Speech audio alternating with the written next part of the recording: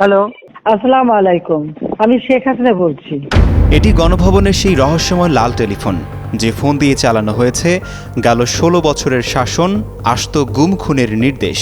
এবার সেই ফোনের ওপার থেকে খোদ শেখ হাসিনাই কথা বলবেন আপনার সাথে। তবে এটা কোনো কল্পনার জগতে নয়।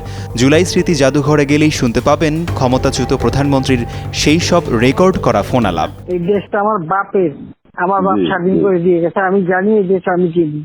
বলেছে আমি কিন্তু থাকবো না, সোজা কথা। আমরা অসম্ভব এই দেশে আমরা।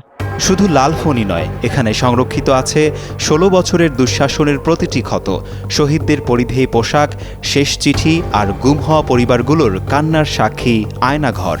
এমনকি শেখ হাসিনা যে পথ দিয়ে পালিয়েছিলেন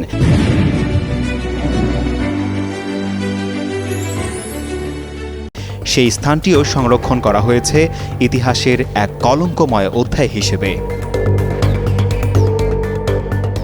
গণভবনে নির্মিত জুলাই অভ্যুত্থান স্মৃতি জাদুঘর পরিদর্শনে যান প্রধান উপদেষ্টা ডক্টর মোহাম্মদ ইউনূস।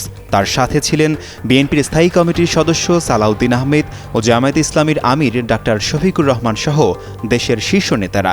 সেখানে অন্যতম আকর্ষণ হিসেবে রাখা হয়েছে একটি রেড টেলিফোন। দর্শনার্থীরা এই ফোনের বোতাম টিপলেই শুনতে পাবেন শেখ হাসিনার আসল ফোন আলাপের অডিও রেকর্ড, যা একসময় ছিল রাষ্ট্রের সর্বোচ্চ গোপনীয়তার অংশ।